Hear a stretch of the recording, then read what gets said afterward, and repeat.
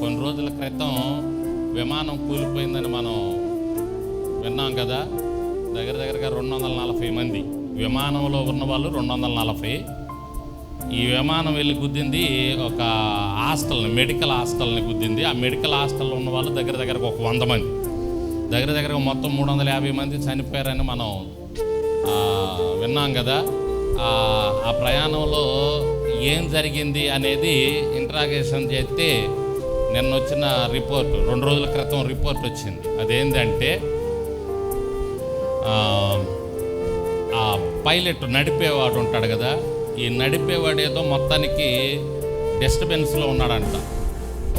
ఏదో మొత్తానికి మరి ఏం ప్రాబ్లం వచ్చిందో అతనికి, ఇంట్లో ప్రాబ్లమో ఏం ప్రాబ్లమో మొత్తానికి అతను అన్నాడంట కూడా ఎక్కే ముందు, ఇదే నాకు చివరి ప్రయాణం అని కూడా అన్నాడంట. అంటే కావాలని చేశాడా అంటే, మనిషి ఉంటే 4 బీకి కక్కిద్దురు, మనిషి అయితే లేడు. ఇంట్రాగేషన్లో మొత్తానికి తేలింది ఏంటి అంటే, మొత్తానికి అతను ఏదో డిస్టర్బెన్స్లో ఉన్నాడు, ఎక్కాడు. ఈ ఫ్యూయల్ వెళ్ళేటటువంటి ఈ ఇంజన్లోకి వెళ్ళేటటువంటి ఆయిల్ స్విచ్ ఏదో ఆపాడంట. ఈడే ఆపి కో పైలట్ ఉంటాడు పక్కన, అతని మీద గొడవ చేశాడంట, ఎందుకు ఆపావు నువ్వు అని. ఇదంతా రికార్డింగ్ అయింది, ఇది రికార్డింగ్ మిషన్ ఉంటుంది అక్కడ, ఇదంతా రికార్డింగ్ అయింది. దాన్ని వింటే విషయం బయటకు వచ్చిందనమాట. ఈ కో పైలట్ అని నాకేం తెలుసండి, నేనెందుకు ఆపాను అన్నాడంట. అంటే ఇతను మెయిన్, ఇతను కింద ఉండే పైలట్. సరే మొత్తానికి ఇద్దరు తిట్టుకున్నారు. ఏదేమైనా ఇతనే ఆపాడు అని తేల్చారు. ఇతనే ఆపి ఉంటాడు, ఎందుకంటే అతని పరిస్థితి బాగలేదు, అతని విధానం బాగలేదు. అందువల్ల మరి అతన్ని ఎందుకు పంపించారు అంటే, వాళ్ళు కూడా సరిగా ఇలా జరిగిద్దని తెలియదు కదండి పాపం.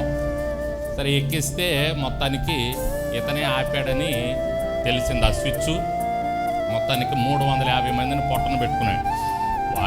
వాడి మానాన్ని వాడేదో చేసుకుంటే సరిపోయేది, పాపం వీళ్ళందరి ప్రాణాలు తీయటానికి కారకుడయ్యాడు. చూడండి, వాడు చేసినటువంటి ఆ పొరపాటు వల్ల విమానం. అంటే ఎందుకు చెప్తున్నానంటే, ప్రయాణాలు ఇప్పుడు ప్రస్తుతం చాలా డేంజర్. కాబట్టి మనం ప్రయాణాల్లో క్షేమంగా మన గమ్యానికి వెళ్ళి మరలా తిరిగి మనం గమ్యానికి చేరాలంటే దేవుని కృప చాలా అవసరం. దేవునికి స్తోత్రం.